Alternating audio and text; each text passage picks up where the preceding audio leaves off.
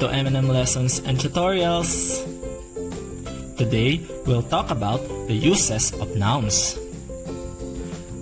Let's review. What is a noun? It is a name of a person, place, thing, animal, event, quality, or idea. Uses of nouns in a sentence. Subject, direct object or the object of the verb, object of the preposition, indirect object, predicate noun or complement, objective complement, appositive. First, the subject of the sentence. The noun is the one that is being talked about in the sentence. Example, students should be diligent. The noun used in the sentence is students. It is used as the subject because it is what is being talked about in the sentence. Other examples. Many Africans were shipped across the Atlantic as slaves. The subject is Africans. Next, father works in a farm.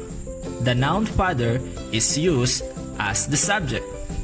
The beautiful lady walks gracefully. The noun lady used in the sentence is used as the subject. Peter goes to school regularly.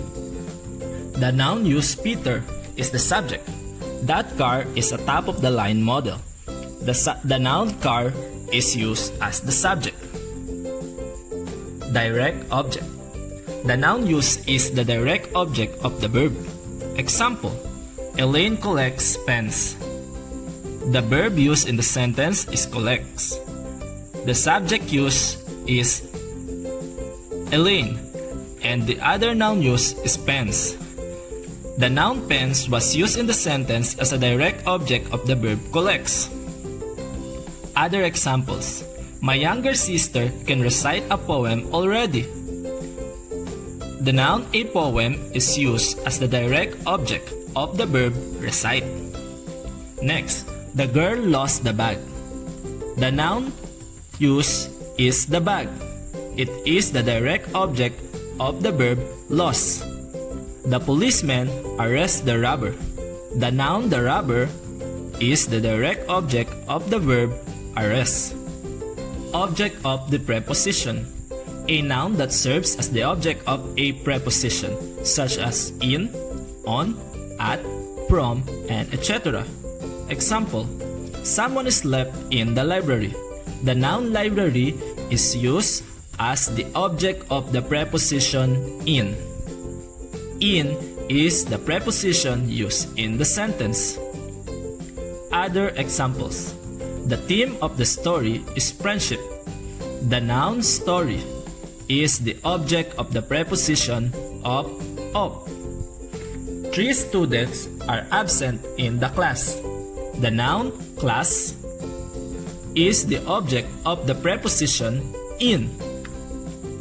The children are playing under the tree. The noun tree is the object of the preposition under. Indirect object refers to the noun to whom or for whom the action is done. It comes after a transitive verb. Example, I sent Cherry an invitation. Cherry is the noun. Sent is the verb. The noun Cherry is the one who receives the action of the verb sent. Other examples. The mother read her child a story. The noun child is the indirect object of the verb read. The secretary gave her boss a gift. The noun boss is the indirect object of the verb gave. I bought my daughter a new dress. My daughter is the indirect object of the verb bought. Predicate noun refers to the noun that usually comes after a linking verb, such as am, is, are, was, were, etc. Example, my father is a lawyer. The noun lawyer and the verb is. The noun lawyer is a predicate noun because it complements the subject father and comes after the linking verb is. Other examples. Catherine is a singer.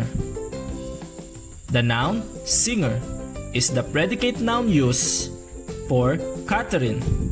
They are all my friends.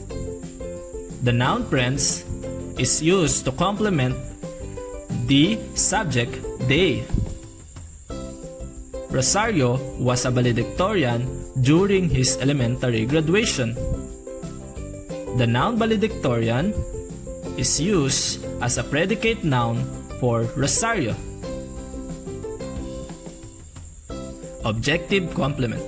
A noun that refers to the direct object. It is a word that completes the meaning of a direct object. Example, the class elected Randy president.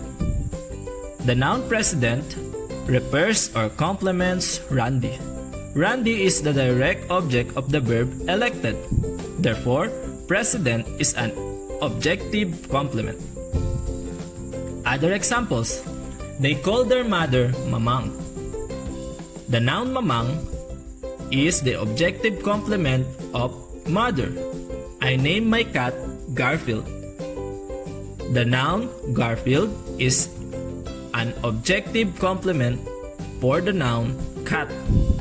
Lori loved her mother Lolita. The noun Lolita is the objective complement of the noun mother. Appositive. A noun that refers exactly to the same person, place, thing as the noun preceding it. Example, my father, a barber, lives in the province. The noun barber refers to the same person, father. Other examples, the award was given to Bong, the driver. The noun driver refers to the same person, Bong. My friend, an architect, has just arrived. The noun architect refers to the same person as the friend. My brother, Michael, is 6 years old. The noun Michael is appositive because it refers to the same person, brother. Remember, in a sentence, we usually use 2 or more nouns. Each of these nouns are being used differently. Uses of nouns in a sentence: subject, direct object or object of the verb, object of the preposition, indirect object, predicate noun or complement, objective complement, appositive,